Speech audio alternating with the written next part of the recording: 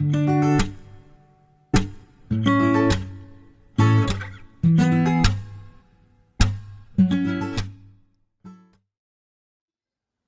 and welcome to sj'sclasses. This is the second part of my discussions on Balamani Amma's poem, The Story of the Axe. Please do watch my earlier video lesson which I have posted on my YouTube channel so as to get an introduction to the poet as well as the poem, The Story of the Axe. As I said in the previous video lesson, this is a poem that is based on a mythological figure as well as a mythological story. The figure is Parashiraman, and the mythological story that has been incorporated into this poem is the story behind the creation of the state of Kerala, the land which is called Kerala. As part of mythology, or after reading mythology, we understand that this land was created after Parashurama, who carries this axe which was gifted him by Lord Shiva, is thrown into the sea. And it's after this particular event that the land evolved from under the sea.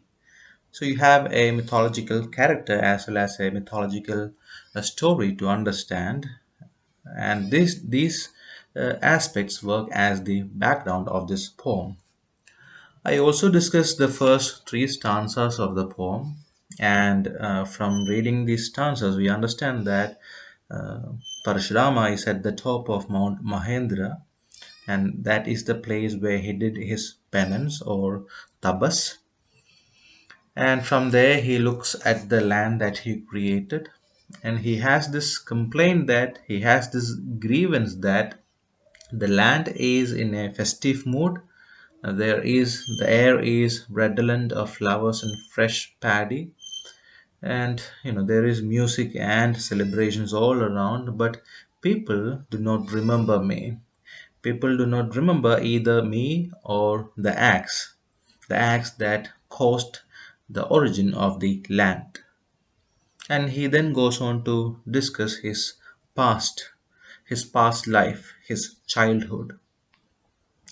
We read that he was born to the hermit Jamadagni, and his mother belonged to the Kshatriya culture. She was a princess.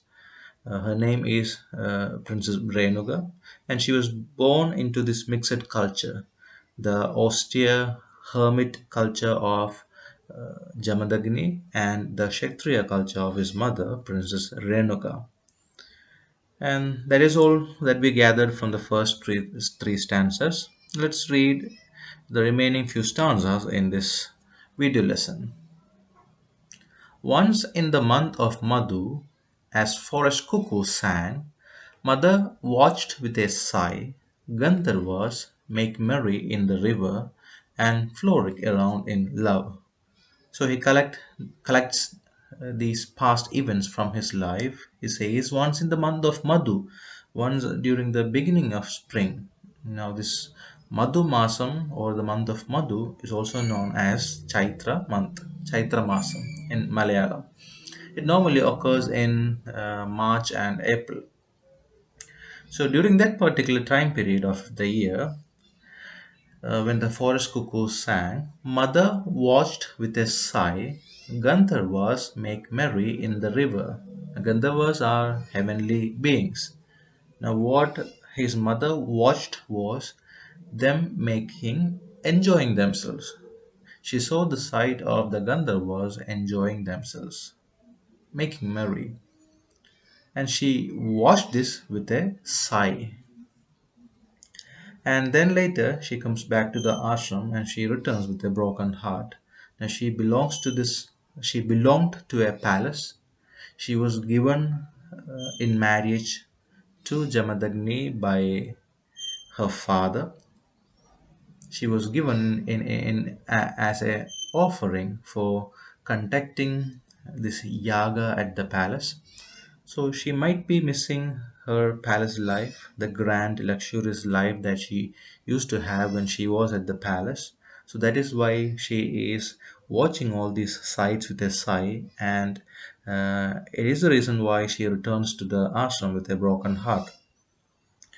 Back to the ashram with a broken heart, pining for what would never be hers. So she had a glorious life earlier, she had a luxurious life earlier, but right now the Gandhavas seem to enjoy the luxurious, carefree, grand life, and she knows that that life would not be hers, and she is pining for what would never be hers. Pining means a feeling of deep longing, an intense desire for something. Father, just and far-sighted. Remember that these events, these things are narrated to us by Parashirama. And he says, Father, Father is Jamadagni. Father, just and far-sighted, was quick to see the glow on the young Tabasi's body, the forbidden flush of joy on her cheeks. So Parashurama says that Jamadagni noticed these changes in her facial appearances, the forbidden flush of joy on her cheeks. So Jamadagni notices this forbidden flush of joy. So now, right now, they are living an austere life. They are living in a hermitage. They are living in an ashram. So they are supposed to live a pure, austere life. But unfortunately, after seeing these sights, Jamadagni observes this, flush of joy on her cheeks. And this was something forbidden for an austere life, for a sage's life, or to a sage's wife. The forbidden flush of joy on her cheeks. He knew she had sinned, and sinned gravely, for a sin committed in the mind is the gravest. So Jamadagni believed that she had sinned. She desired for the Gandhavas. She desired for a luxurious life. And as far as Jamadagni is concerned, that is a sin. She had these adulterous thoughts. You can say that she had these adulterous thoughts. That is why, I said earlier that she desired for the Gandharvas. Without pause, he bade his sons slay this fallen woman for the sake of the race. My brothers recoiled, pulled back by love. Only I, father's favorite, went ahead. So Jamadagni got so angry with his wife that he calls up his sons and says, slay this fallen woman. She has committed sin. She has committed sin in the mind. So kill this woman.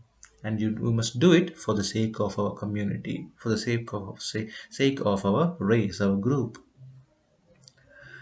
Uh, Parashurama's brothers, they drew back with fear because they didn't want to kill their own mother. So they drew back with fear. My brothers recoiled, pulled back by love. Only I, father's favorite, went ahead. So only one person was ready to, listen to Jamadagni, to obey Jamadagni, and that was Parashurama. My divine white axe rose. Now, the white axe that he carries, he addresses it as something which is divine because it's believed that it was gifted to him by Lord Shiva. My divine white axe rose, felling to the ground mother's head. So Parashurama obeys his father and he kills his mother, Princess Renuga. Her face still serene and graceful, so even after death her face looked completely fine and beautiful. Her body a heap of humility, and her body seemed to, it was so bowed, it had such a, humble appearance that he says her body looked like a heap of humility, a mass of humility, and her blood weeping, craving royal comforts. So this is actually the sin that is being committed by Princess Renuga. She had this craving for royal comforts, and her blood weeping, craving for royal comforts. Now, as I said earlier, Princess Renuga was given to Jamadagni by her father, King Renu. She was King Renu's daughter, and she was given as a sort of gift, or as an offering, or as a response for the yaga that he conducts at King Renu's palace. And her blood weeping, craving royal comforts. Was there a slight surprise in her large eyes? Were they the eyes of a sacrificial cow? So now Parashurama begins to question himself. So he says, was there a slight surprise in her large eyes? Didn't she expect that I would kill her or I would listen to father? Didn't she expect? Did she expect that, like his brothers, he too would, recoil? He too would abstain from killing his mother? Were they the eyes of a sacrificial cow? Now, was she the victim? Was she the victim of, was she sacrificed so that, Jamadagni could save his, reputation, or Jamadagni could save himself? So were they the eyes of a sacrificial cow? Was she sacrificed purely for the, sake, or purely for Jamadagni's wish? So Parashurama begins to question his action, actually his action of of killing his mother. Brothers in grief wailed aloud. Even father turned pale for a while. So his brothers, they were in grief and they wailed aloud, they cried aloud. Even father turned pale for a while. Even his father turned white. You lack emotion, you lack blood circulation. That is when you say that, you turn pale. So for a moment, everyone froze. I stood steady, duty bound, fixing my eyes on the tip of the swaying axe. But this did not affect Parashurama actually. He stood steady and he was duty bound. He believed that what he did was his duty, to obey his father. That was his duty, and he believed that he was duty bound. Fixing my eyes on the tip of the swaying axe. Father entered the pyre of my soul, burning in grief, and asked. So once the deed was done, everyone becomes sad. Even Jamadagni understands the grief that his brothers as well as Parashurama is feeling, and he asks Parashurama, "What is your wish, my boy?" So since Parashurama obeyed him, Jamadagni would like to offer him a gift or a blessing, and Jamadagni asks Parashurama, "What is your wish, my boy?" Parashurama says, "That my mother should live in your chaste memory, not as a sinner, but as sacred as ever." And Parashurama says, "You must forget everything about my mother, all the sins that were committed by my mother, all the bad memories that you have regarding my mother." Jamadagni says, "So be it," said the gracious sage, the great mind that knew the chasteness of the human soul. And Jamadagni did not abstain himself from granting this blessing or wish asked of by Parashurama, and he offers him this wish. He grants him his wish. Yet I sat not under the shade of the ashram tree, nor dissolved like a shadow in it. Parashurama did not want to spend time at the ashram, probably because this act was tormenting him. It was haunting him. In the land of Bharata with the thousand sacred rivers, temples, and holy ashrams, I wandered around for long, the stone of sin heavy on my mind and the axe firm on my shoulder. Then he starts to wander around. He wanders around in the land of Bharata. Earlier, as you know, India was called Bharatvarsha, and Bharata was the ancestor of Pandavas and Kauravas. He was a ruler. He was the ruler of this great land under whom this place was called, as I said earlier, Bharatvarsha. So he roams this land. He visits thousands of sacred rivers, temples, and holy ashrams. And but still, the stone of sin, that heavy heartedness that he had after committing the crime of killing his own mother, now it stayed in his mind. It was smothering him actually. It was a burden in his mind. He roamed around snow-clad mountains, numbing mind and body. So he wandered around. He saw sacred rivers, temples, holy ashrams, snow-clad mountains, which numbed both his mind and body. To make you numb means to lack sensitivity. Around forests loud with roar of lions, on seashores waves rushing and crashing over. And at these places he sees men of my race deep in meditation, some singing God's praise, some silent, worn out from long penance. So he, wanders through all these places, and he sees sights of, great hermits, great sages, in deep meditation. Some were singing God's praise, and some had worn out of long penance. Some hermits, some sages, they had been committing this sabbath for a long time that they were actually tired. They groped for the unknowable, propped by reason that said, not this, not this. So these sages who were committing or who were in deep meditation, they were searching for the unknowable, and they were initiated into this by reason, which said not this, not this. Whatever that they came across, their reason stated them to that this is not what you're seeking for something else. So they continued their meditation, their penance. And meanwhile, let's look up what was happening at the other side of life.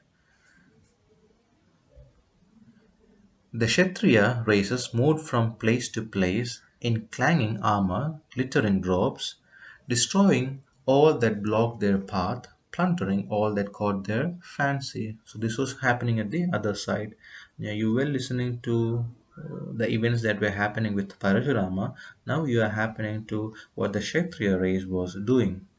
The Kshatriya races moved from place to place in clanging armor, with shining armor on them, with glittering robes on them, and they were destroying everything that blocked their path. They were causing complete destruction, and they were also looting and plundering everything that caught their fancy. Everything that they could imagine, they were looting and they were plundering. Mother was but a victim of the Kshatriya habit of killing for pleasure. So here you see Parashirama questioning, Jamadagni's decision to kill Princess Renuga, his wife. And Parashurama says, Mother was but a victim of the Kshatriya habit of killing for pleasure. Now, perhaps Parashurama did the same thing. He killed his mother so as to achieve this pleasure that he obeyed his father, Jamadagni. So now he sees his mother as a victim of this habit of killing for pleasure. And this was being done by the Kshatriya race. And Parashurama hears this whisper in his soul. Someone whispered into my soul, why does the matricide spare these pleasure seekers? A matricide is a person who murder their mother, a person who kills his mother. And the question that comes to his mind is, the question that haunts his consciousness is, why does the matricide spare these pleasure seekers? So you have these Kshatriya races, Kshatriya people moving around, killing people, looting and plundering everything that they saw in their path. And this question torments Parashurama's soul. Why are you sparing these pleasure seekers?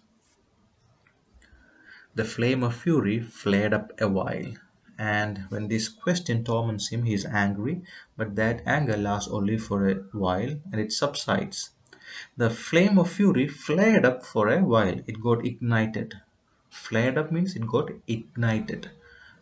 Up a while means for a short while, only to subside. Subside means to die down or lower, only to subside, throwing the heart in darkness, leaving behind ember and soot. But he could not, stick himself to that, adhere himself to that question for a long time. He had to leave it, and his mind is as of now in some sort of a darkness, and the only thing that remains are ember and soot. Now, what remains of the fire? What remains of the anger that he experienced earlier? Lured again by the clay lamps in the ashram that held its flame straight heavenward. So we saw from the previous stanzas that he was wandering around. Now he is being lured into the ashram again. He wants to go back to his father, Jamadagni, and he wants to have that, hermit life that he, or the Brahmin life that he had earlier. The Kshatriyas laid siege to the holy hermitage, stole my poor father's cow, razed down shade-giving trees. I rushed off, silent, but with a purpose. Why did my lord give me this ghastly white axe, if not to wipe out evil? Battle with the royalty in the city of Mahishmati. Now let me explain the previous lines and then we'll go to this particular battle.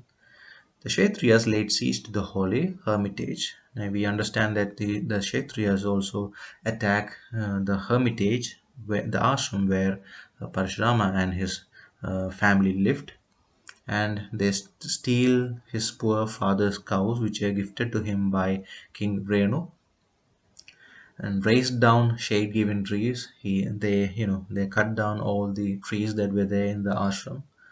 I rushed off silent, but with a purpose.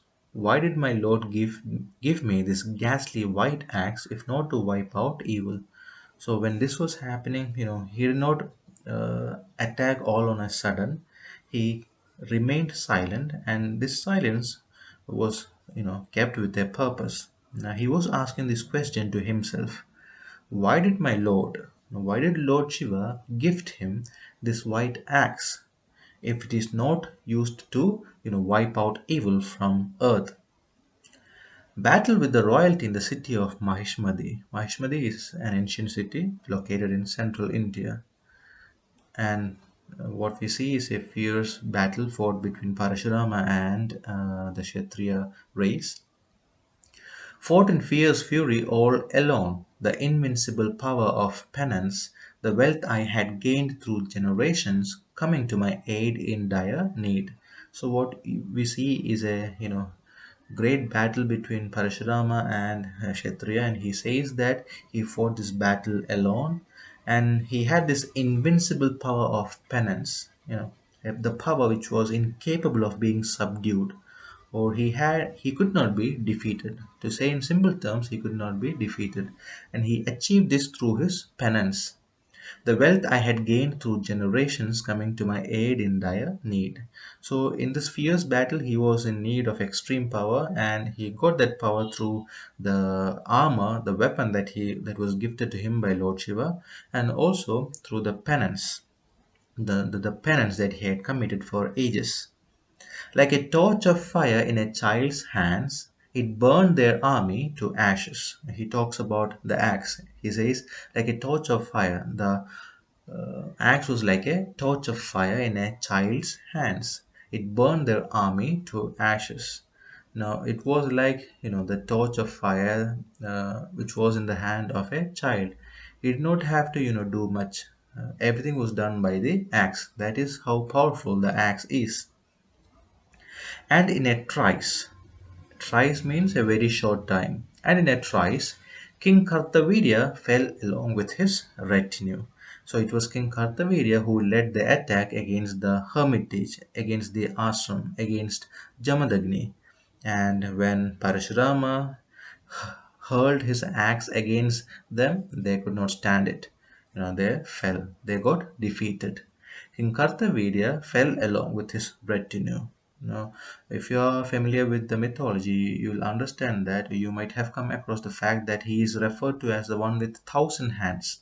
Kartavirya, King Kartavirya, he is referred to as the one with 1,000 hands.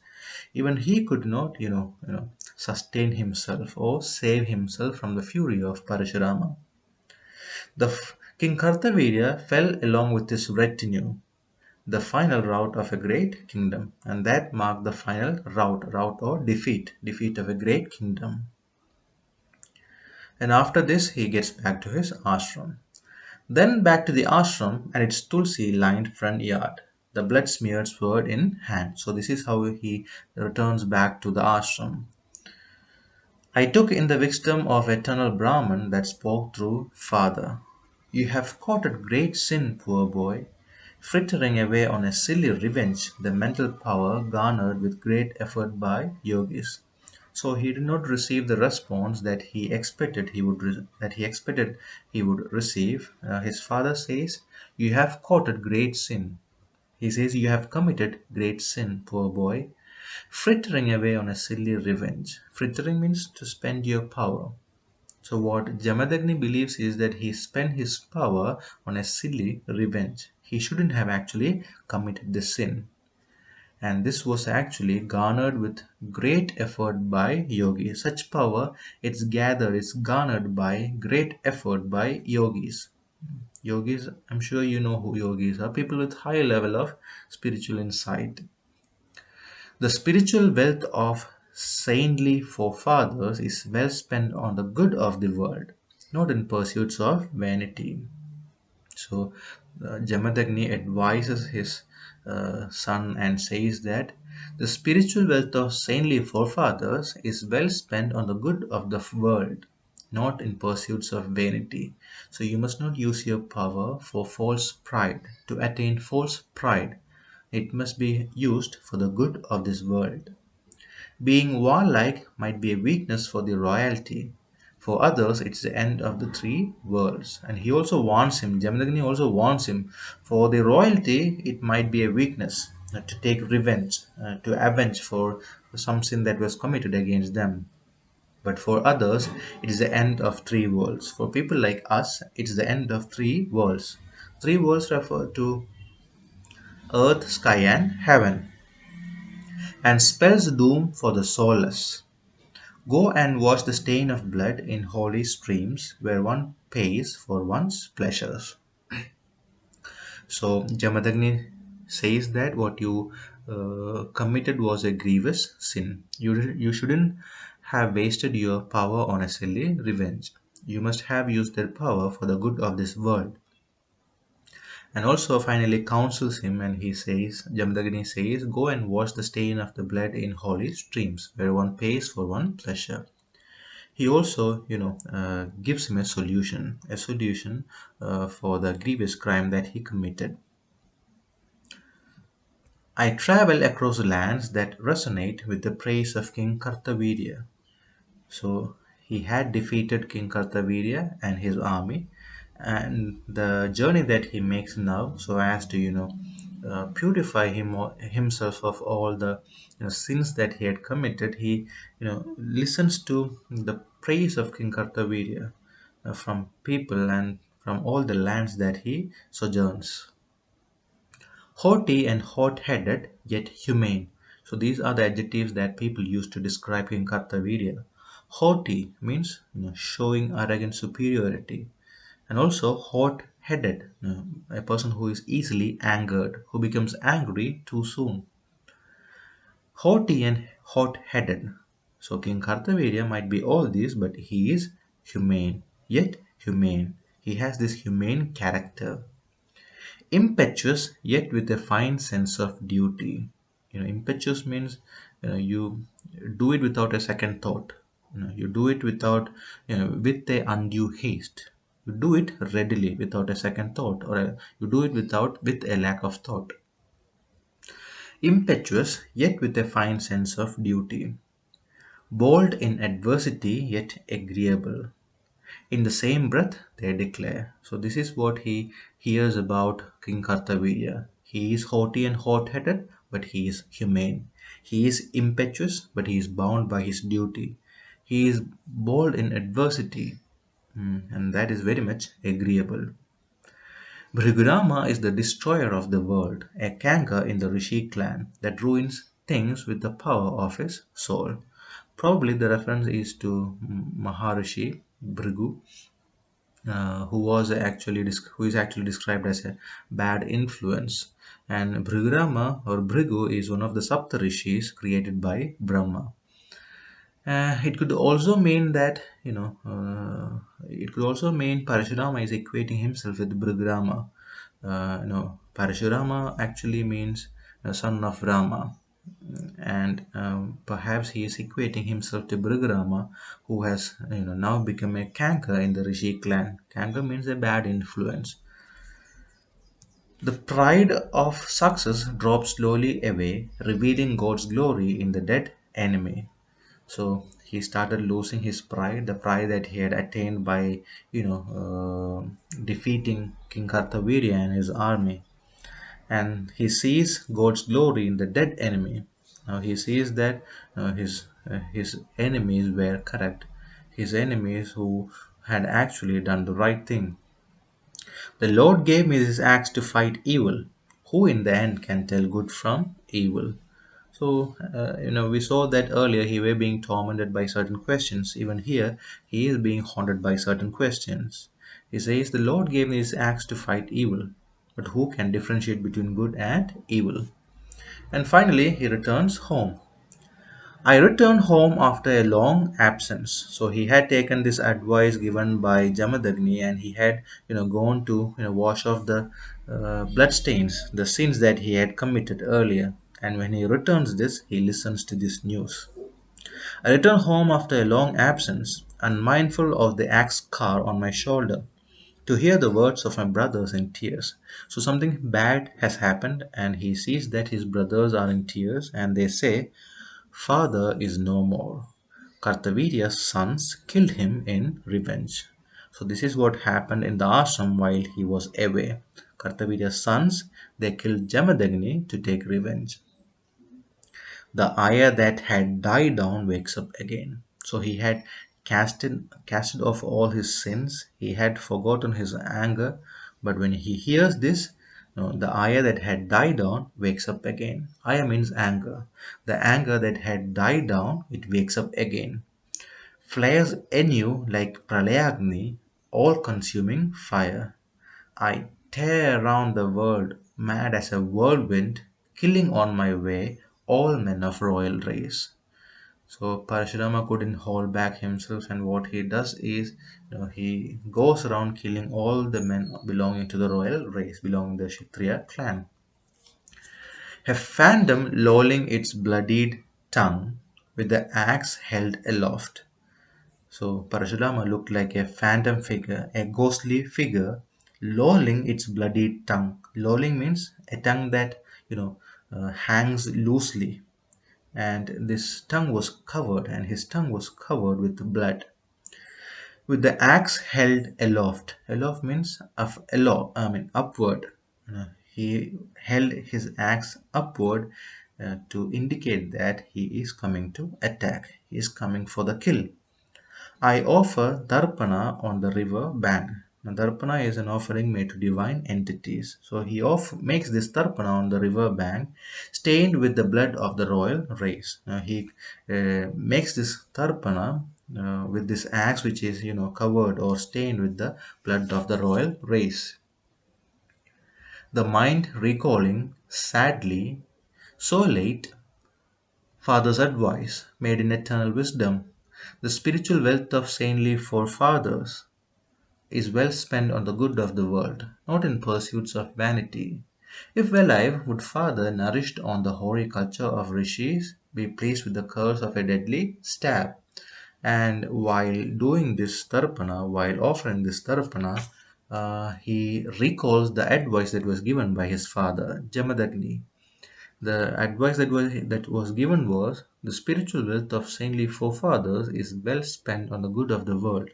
You must use the power that was given to you after the penance for the good of the world, and not for the pursuit of pride, false pride. And Parashurama imagines, he thinks, if father was alive, now, if alive, would Father, nourished on the hoary culture of rishis, hoary culture means the ancient culture of rishis, be pleased with this curse of a deadly stab? Now, Jamadagni was stabbed to death. So, Parashurama has this doubt. He imagines uh, he was a man who was greatly gifted uh, as a result of the tabas or penance that he, conducted. Now, would he have been happy with this stab? Would he have been happy about the way that he was killed or murdered? All right, for the time being, let's stop here. This poem is a pretty long poem, and it needs to be broken so that you will be able to catch up with in the entire narration that is being done by Parashirama. Thank you so much for listening to me and also watching this video lesson. I'll see you in part three of my discussions on this poem. Thank you.